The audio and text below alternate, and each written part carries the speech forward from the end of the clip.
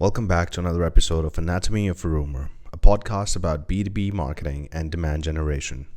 This podcast is meant to help young marketers and even seasoned veterans in the field of marketing working inside B2B SaaS space to further sharpen their skills and gain the knowledge and insights from industry experts on how to adapt to the ever-changing field of demand gen and marketing. Enjoy this episode. Hello, ladies and gentlemen. Welcome back to another episode of Anatomy of a Rumor. I'm your host, as usual, Shabahat Ali, and today I've got, like always, another special guest who is a marketing leader and a thought leader, extensive experience in marketing, and currently working with a B2B tech company, Latana. We've got the Chief Marketing Officer of Latana, Miss Angeley Mullins. Angeley, welcome to the show. Thank you. Very nice to be here. Angeley, I want you to start with what was the thing that attracted you towards the field of marketing. There were so many professions, so many routes to take. I want to know what intrigued you into getting into marketing. Wow, big question. So I actually started my career in sales many moons ago, and I always had so much feedback into marketing. Why are things positioned this way? Why does the material look that way? Why can't we do that? And somebody just finally turned to me and said, well, why don't you think about going into marketing? Great idea. And then really started to pursue it and actually loved it. And I actually fell into the technology field. Before I used to work for finance companies and kind of fell into it, but I've loved it ever since. So sometimes the right path finds you. Excellent. So, well, sales is not too far away from marketing, so you were pretty much in the neighborhood anyway. And I think the best thing, what happens when people come from sales into marketing, is that they have a lot of respect for sales. People who haven't done sales, marketers, they generally don't respect sales and don't understand how hard it is to do the job of a sales rep. So it's very interesting. So, Angeley, talk to me a little bit about the journey. So you got into marketing. What was the journey from there? What have been the experiences like?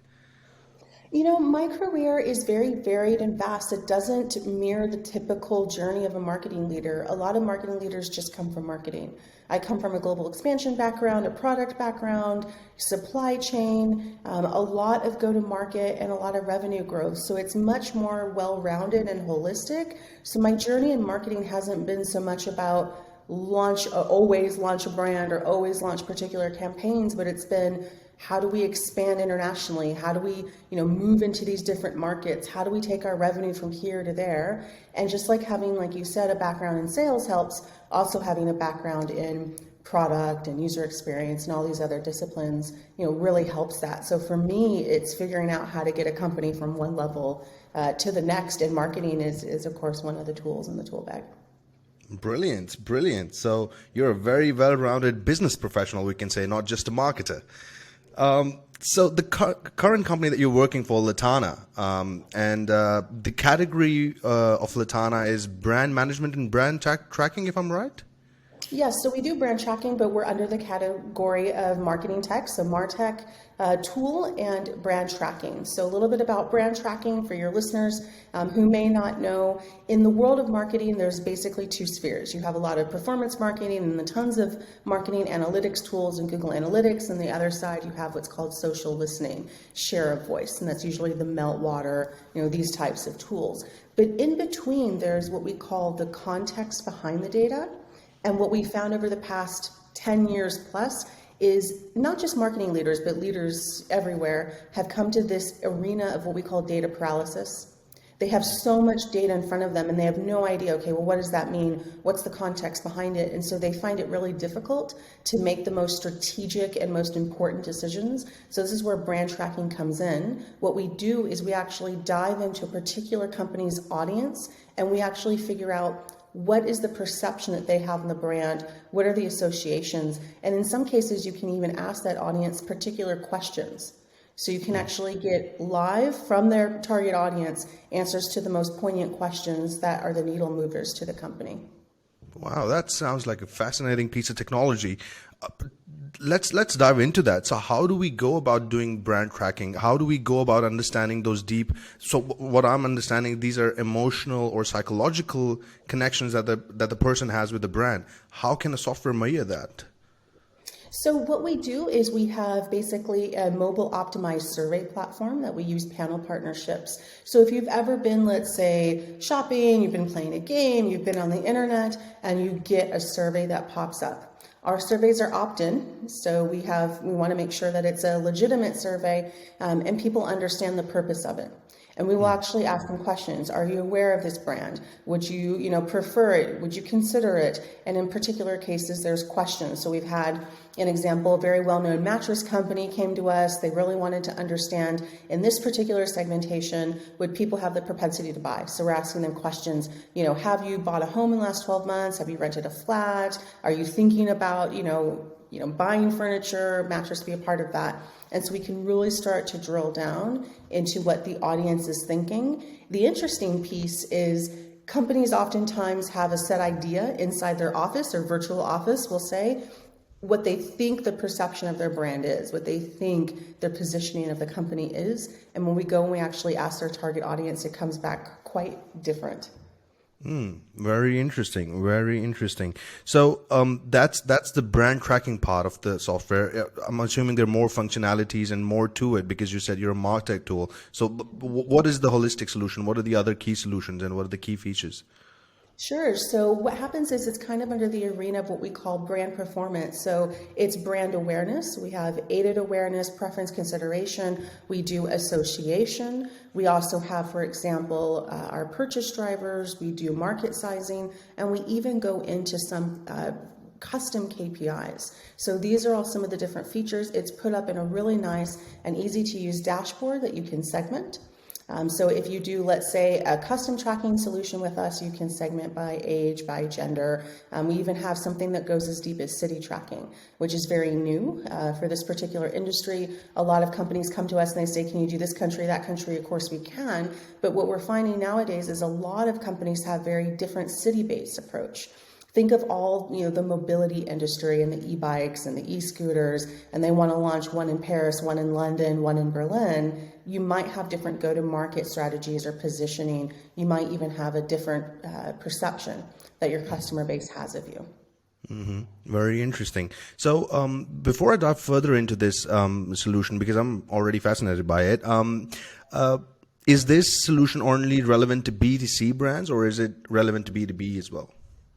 Wow, that is the big question in our industry. Right now we focus, I would say 95% on B2C brands because you think of everyone out there has a mobile phone. It's very easy to get to the heart of a target audience. B2B is a little bit different. We've had, for example, realty companies come to us and they want to know, okay, every single realtor. That's a little bit harder. We have companies coming to us and say they want every single project manager. That's a little bit more difficult. Not to say it can't be done.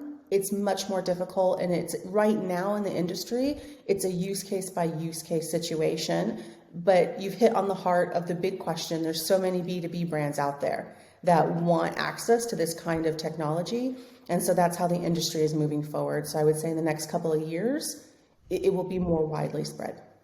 Absolutely, because the thing is, I mean, you're a CMO and you're seeing this every day since the iOS updates and since as the consumers become more sophisticated in terms of the privacy and the integrity of their data.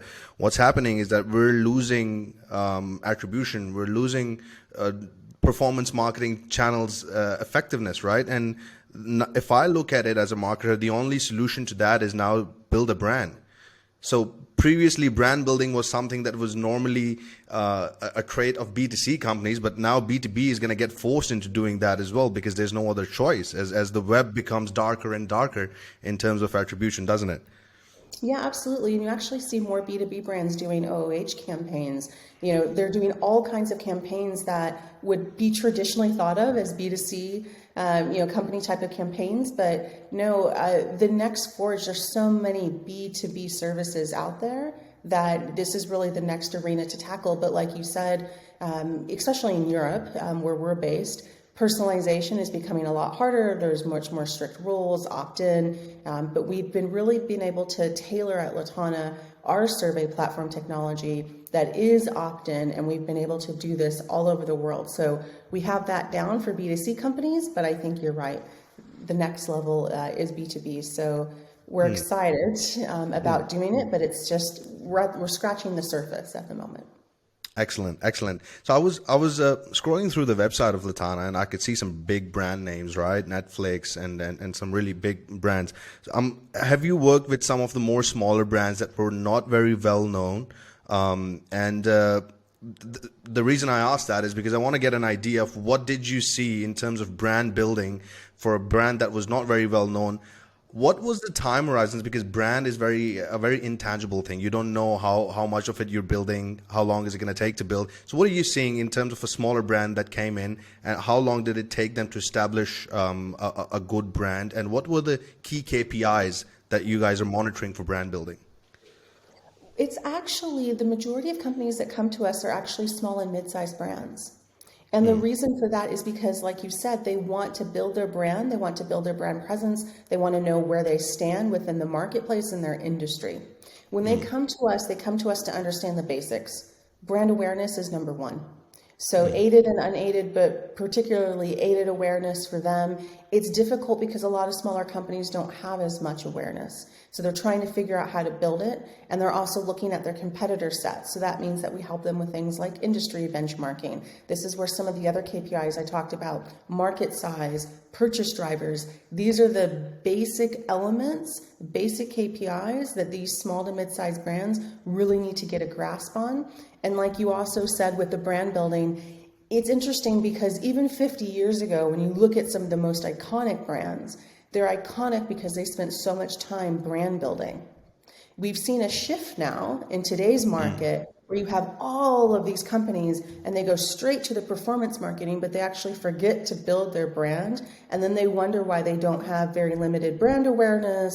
People don't understand the concept, they're not relating, and then it goes into that hungry monster again of the performance marketing because they have to keep doing that. So this is where we really help small to mid-sized businesses to understand first how to build a brand, how to rebrand if they need to, how to go to market in different either cities or different countries based off of the perception of their target audience, and in some cases, how to even make sure that they have the correct target audience. So we've actually found that some companies think their target audience is one thing, and we ask them, they're like, no, it's actually something else.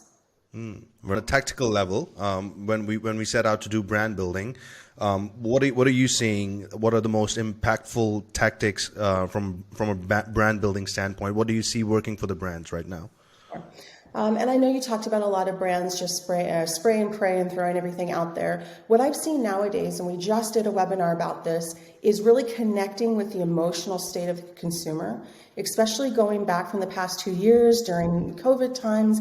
Everybody's stuck in their homes, and one of the things that we saw is mental health became top priority for a lot of people, and it affects their everyday lives, it affects their work situation. Employers also have to deal with this with employees and work-life balance, etc. So telling real stories. We talked about in that webinar, companies like Maltesers, they started to do brand campaigns about postpartum depression, a candy company.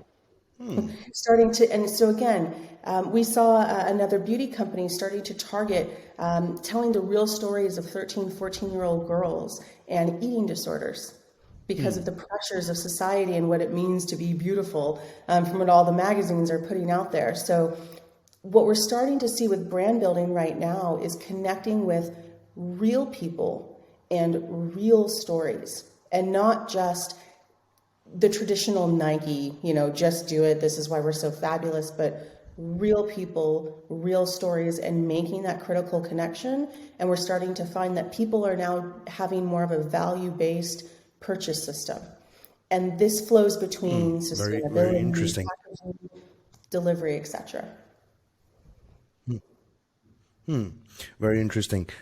So brand building is something, like you said, it's what I'm assuming it's a lot of storytelling. It's a lot of authentic storytelling, right? And storytelling, even though it's great reputation building, it's great for a connection building with your audience, but it's very hard to attribute that effect immediately with sales, right? And that's why brand gets pushed back a lot of the times, because you can't really see the effect of it. So how do you assist companies, how do you assist brands in making that correlation, or understanding how the brand is affecting the bottom line? This is the biggest one, and this is the one, especially in small to medium-sized businesses, that they get wrong the majority of the time. A lot of them go to performance marketing first because in their minds, it's a direct ROI. You have a campaign, you put money, you get something back. The problem is if they don't target it towards the right target audience and they don't have the right perception, it's not moving the needle. And a lot of times what happens is these small to medium-sized companies come to us and say, we spent so much money on performance marketing, but we're not reaching our consumers. Our customers don't get us. They're not understanding the value. And then the first question we ask back is, are you targeting the right people? Do you even know what they think? Then in that point of the conversation, it becomes painfully aware and obvious that they haven't focused anything on brand. So in this case, we start with the basics. Who is your target audience? Some companies are very aware, some companies still have a question mark. So we go through that exercise. What does your target audience actually think about your brand? Then we get the answer of either we don't have a brand or the brand basics and tenets are not put together in place. That means, what do customers think and feel? What is their perception? At what point does your product or service come into their customer journey? Very interesting. You talked about a very interesting point right before this answer. Was you mentioned the term user generated content. You mentioned original stories from real stories from real people, which to me is user generated content, right? How do you see, what opportunities do you see in leveraging UGC? How should brands actually be leveraging UGC? It's one of those things that's a fine line. It has to be real, it has to be authentic, and it has to have the right purpose. If companies can really tap into real problems that real people are facing and use it in a way that is, I would say, positive and uplifting, and also in a way that relates to people, then it works. If companies use it in a way that's very clear product pushing and you can tell is very not authentic, we've seen some fast food chains out there that have done some campaigns, not so authentic. You can clearly tell the difference. But user-generated content, and I would also say more of this community type of marketing. These are kinds of, the arenas that we're starting to see sprout up now.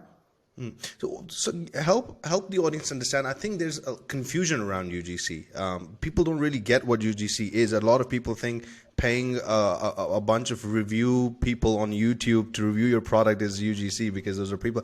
But what exactly is UGC, and how do you actually get that? How do you harness the power of that? You have to start with, what is the story that you want to tell? There are billions of people on this planet. Everyone has a different story and experience. As a company, what's the story? What are you trying to tap into? So the example I gave before, Maltesers with postpartum depression, very real story. And so they started finding users that had this, and it's easy to find, people that run into this particular issue, and they really start diving into how did you overcome this particular problem? And then they start to put these people's stories out there. Similar things have been done, but it's more on a celebrity level, which I don't necessarily agree with, where they take celebrities and kind of use them as Uber influencers. I'm not too much in agreement with that. I would prefer what I would call everyday people who are overcoming everyday problems. To me, this is the best user-generated content. It's not just paying for reviews, paying for somebody it's not that. It's real stories, real people. And customers, we all know. You can look at a campaign, you can look at a story, and you know in the first 10 seconds if it's authentic or not. Do you think TikTok has a role to play in the hype of UGC, or is it something that the market was moving towards anyway? The market was moving more towards video content for sure. As far as the role that TikTok has to play, it's still yet to be determined. For all of us that have gone through TikTok, and myself, I've spent hours scrolling through it. It's easy to do. It's a lot of what I would call top level, type of content. It's everywhere. It's the definition of spray and pray from every particular level. So there's a lot of work that I would say needs to be done. We've seen this with Instagram before, the TikTok era. Instagram, everybody thought it was the best place and they thought that you had all this user generated content. And then what happened? We found that it was influencers. We found companies were paying people, and now it's become basically an ad platform. Very true. So with TikTok, I think the jury is still out. Very true. One thing that I've noticed, what TikTok has done primarily is even till Instagram, right? We had a lot of focus on production quality of the content. Like even Insta was very high production quality for brands and even for day-to-day people. But what TikTok has done is somehow made it acceptable to be on a 3 megapixel front camera and do whatever you want to do, right? Yeah. Yeah. I mean, and that's fine. It's not so much, when I say quality, it's not so much the device you're using to shoot the video or the reel, etc. What I mean about the quality is the actual content of it. So for all of us who have gone through TikTok and have, been, I would say, sucked into that world, scrolling through, looking at different videos, it's the who's who of everything. And it becomes very difficult to distinguish. You go to TikTok to see what? And so I think that's really the big question. There's still a big question mark around what's the expectation when you get onto the platform. It's everything from everywhere. And so that's what I mean when I say that TikTok still has work to do. Very interesting that you bring it up, and I want to know, how do you use TikTok? So I am using it primarily, like my TikTok feed is filled with marketing content and business content now. It used to be a lot of cat videos, and now since the algorithm has learned about my behavior, it's a lot about business and it's all about motivational stuff. And my reason for going on TikTok as a marketer is, number one, to understand what's going on the platform, right? And number two is education, really. I literally dedicate 30 minutes a day to find useful information on TikTok, because like people have found a way to condense like a 30-minute video down to 3 minutes and give that knowledge. How are you using that platform on a personal level? On a personal level, it's actually interesting. There's a couple of people that have channels that get updates as to what's going on in the news in the country. So it's an interesting, thing that I use it for, because normally you don't get that kind of level or flavor of the news, which is quite nice. But outside of that, I would have to say there's a lot of extra, types of information that I don't necessarily find, either that enjoyable or that useful. But there's only that, I think, is probably the main reason that I use it for.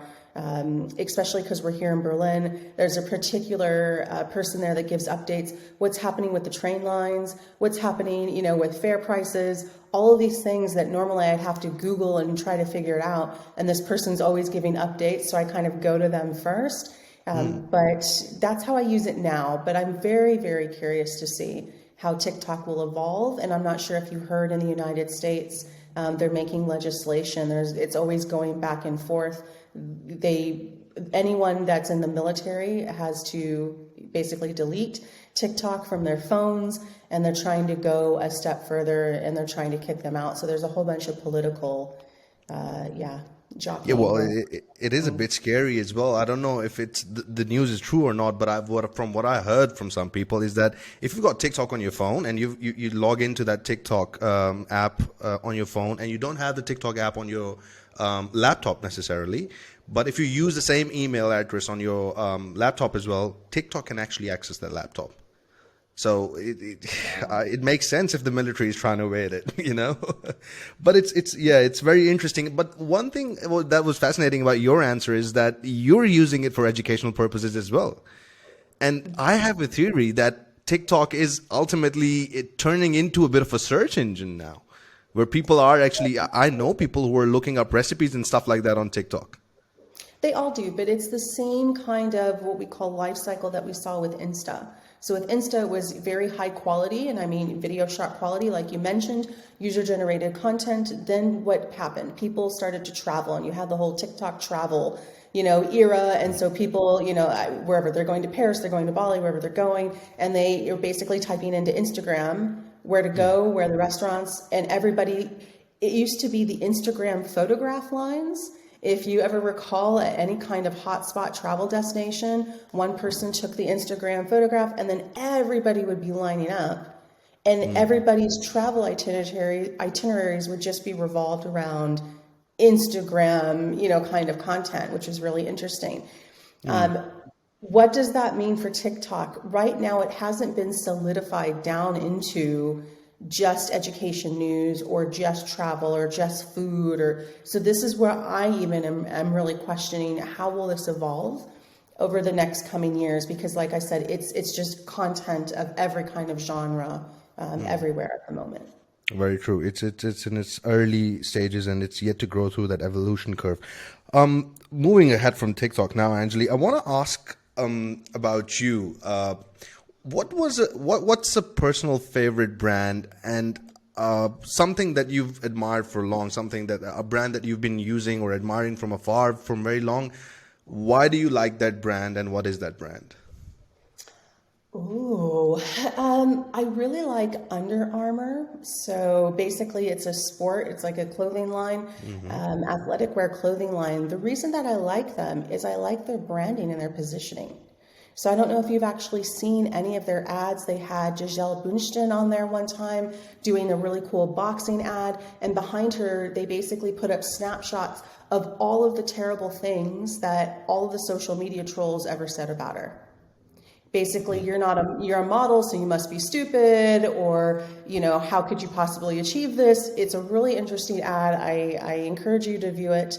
There was another one that they did with Misty Copeland, who was the first African-American principal ballet dancer in the United States. And they put up an ad of her doing her ballet rounds with basically the rejection notice of the ballet school saying you don't have the right body type, you're not this, you're not that. So the whole idea of the campaign is I will what I want. And so I saw this type of branding, this type of campaigns, and I was like, wow. And so this is kind of what I'm going back, and I said before, consumers are now starting to make choices and decisions based upon their values and not just this product is a discount or we have, the best quality materials or any kind of features if it's a service. It's what are the values and how are we positioning those values? So right now, I would say this is one of my favorite brands because I love what they're doing on the branding side, how they're positioning themselves. And it kind of goes into some of that user-generated content, although I do have to say those individuals are more on the celebrity line. I do like the stories that they're telling. Very interesting. I'm actually a big fan of the brand myself, but not because I've seen a lot of their marketing. I'm just a big fan of the product and just I love the color black, and they've got a lot of black in their product, and I just love that. So interesting, very interesting choice. And you hit upon a very interesting topic there, that the consumers are focusing more on values, and that is actually one of my questions. I have this, I don't have any data to back this up, but I have this general sense that consumers in general are now moving towards more of smaller business and more like they used to be, like we used to trust faceless corporations, we used to trust big corporations, right? And it's my feeling that the consumers now want to work with smaller businesses, smaller brands where they can have a bit more affinity. Do you agree with that notion? Do you think is that generally a thing happening in the market?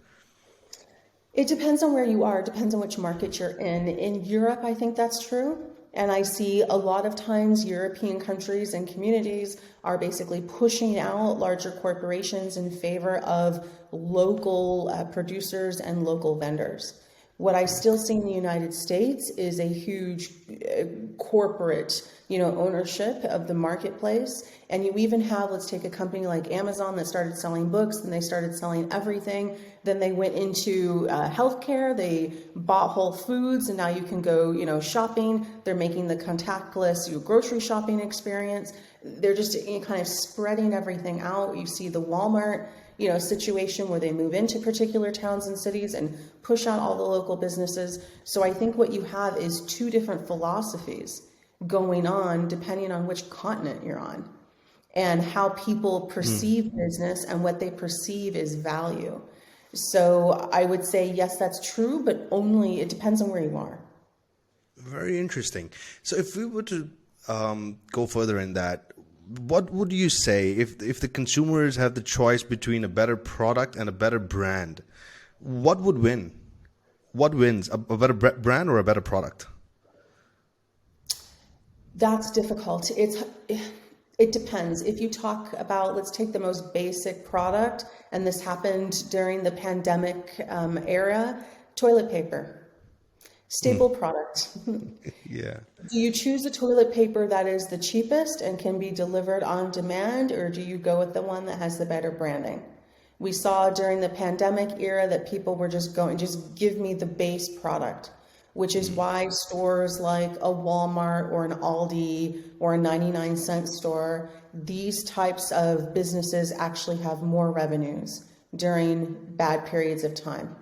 If you look for better eras, branding usually tends to become more important when consumers feel like they're not under pressure for staple goods.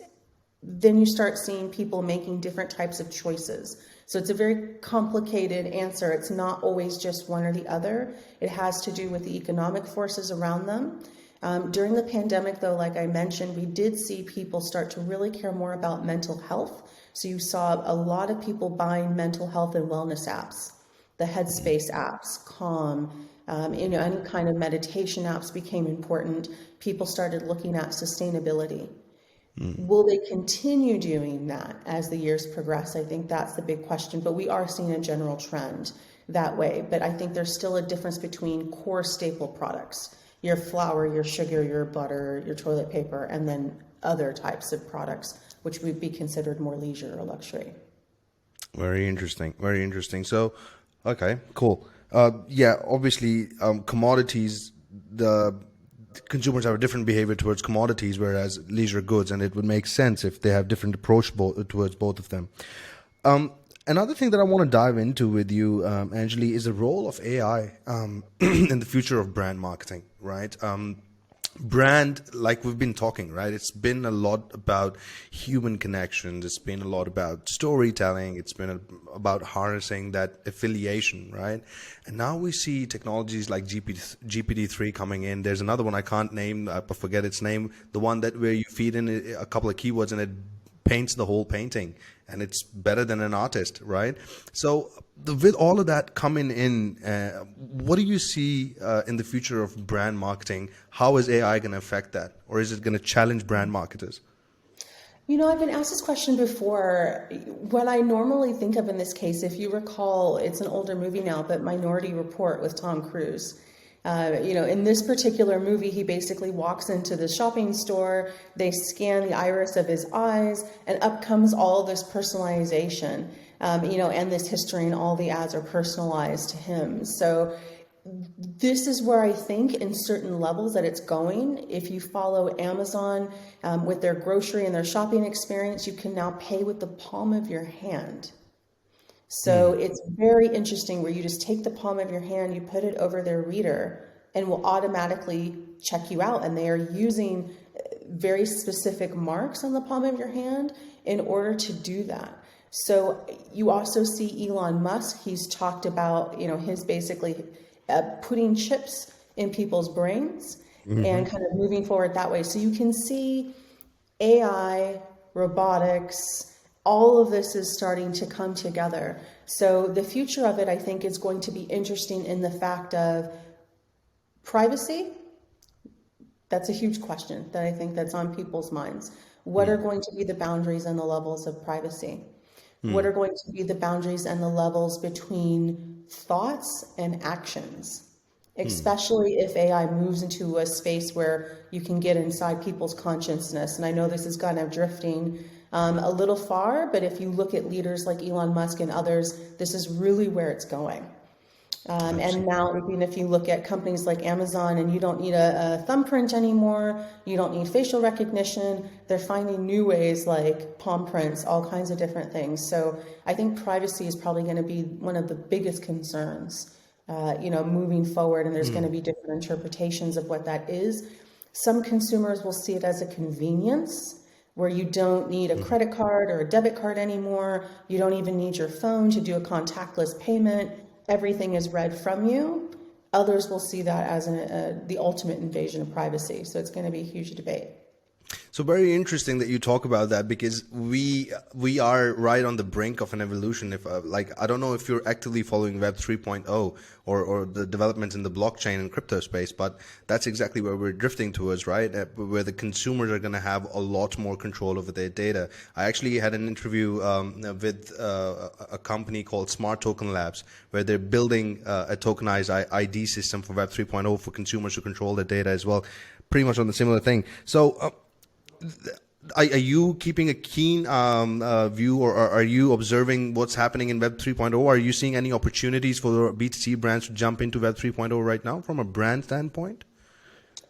What I say is right now I'm actually more concerned about the privacy. So what you talked about, people owning their own data, I'm concerned about that implication first. As a marketing leader, I'm always open for ways to position things better, to get inside, the minds of consumers, to resonate with them better. But I think there also needs to be boundaries. What does that mean for a person's privacy? I think that's really the bigger debate. Who owns the data? How is it accessed? How is it used? How is it shared? What does that mean going forward about what individual companies or private entities know about you? So I think there's this huge balance going on. Consumers want authenticity, they want personalization, they want everything to be crafted for them, they want companies to know what they want, but then they also want their data to be completely private and kept under wraps. So there's this huge kind of theoretical, I would say, debate going on, and what are the boundaries there. So that's the perspective right now that I'm looking at it from. And that's exactly the thing. Like, again, going back to Web 3.0, that's exactly what we're saying. The customers are going to give their data to you with their own consent.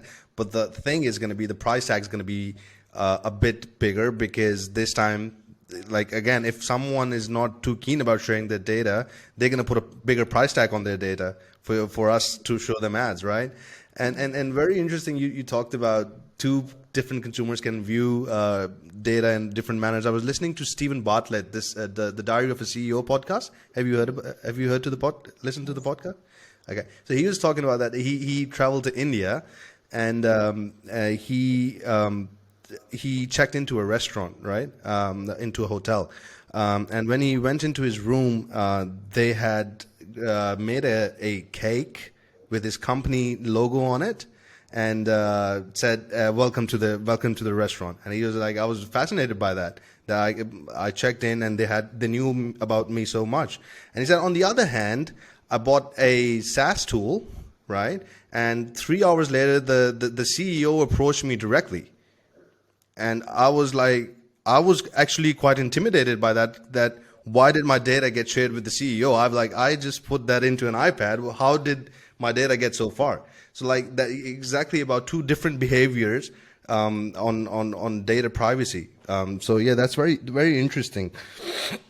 Angeley, I'm going to jump into the rapid fire round quickly. And this is the part where you give me spot answers in 2 or 3 words. Okay, ready to roll? Cool. Number 1, your favorite marketing channel. Social, for sure, LinkedIn. LinkedIn, interesting for a B2C. Okay. Favorite company. Oh, sorry. Okay. Favorite MarTech tool, not Latana. Anything else? I'll go on the social trend, Hootsuite. Okay, cool. A company that you admire in marketing. Like I said, Under Armour. Under Armour, cool. Favorite marketing book. I don't have a favorite marketing book. My favorite book on leadership is actually The Alchemist. The Alchemist, interesting. A thought leader that you're closely following right now. I really like both Tanya and Mattis from the Female Factor. So it's an organization that promotes women in leadership and kind of really helps progress the debates on what matters, what it means to be a leader, and also what it means to be a female in leadership. Okay, cool. And you follow them on a particular social media platform? LinkedIn. Excellent. Cool. Favorite food? Oh, chocolate. Oh, If that's you call it snacks. food. That's snacks. Food. favorite favorite holiday spot? Ooh, um, that's tough. I would say it'd have to be a few. Tasmania, off the coast of Australia, Bali, Singapore for the shopping. Can I pick different ones for different things? Tasmania. We'll go with Tasmania because that was the first one. So very interesting. So I'm based in Sydney. Next time you come to Tassie, give me a shout. Maybe we can catch up for a coffee or something. A note for young marketers, upcoming marketers. What would be your advice to upcoming marketers? Learn as much as you can, as quick as you can, and basically just continue to believe in yourself, constantly learn. Marketing is one of those disciplines, it evolves. Every single year, there's always something new. It's not one of those things where you've learned it and that's it. You're going to have to constantly be in learning mode. So you have to like to learn and like to adapt and change. Interesting. A movie or a season that you're watching these days?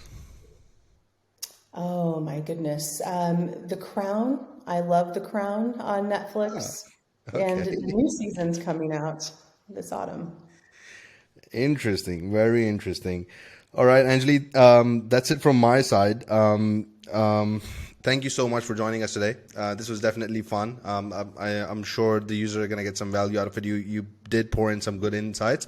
Thank you so much for joining us. And let's do this again sometime. Thank you again. Cheers. I hope you enjoyed this episode of Anatomy of a Rumor. If there is any feedback you would like to share with us, if you have any thoughts, any comments, or any particular questions or topics that you would like us to discuss, write to us at aor@rumors.com.au and we will respond to your query. Similarly, if you have any problems in your go-to-market strategy or you're facing any sort of problems in marketing in general, would be happy to have a chat. Simply jump on to the Rumors website and fill out the contact form and I myself will be in touch with you. See you next time.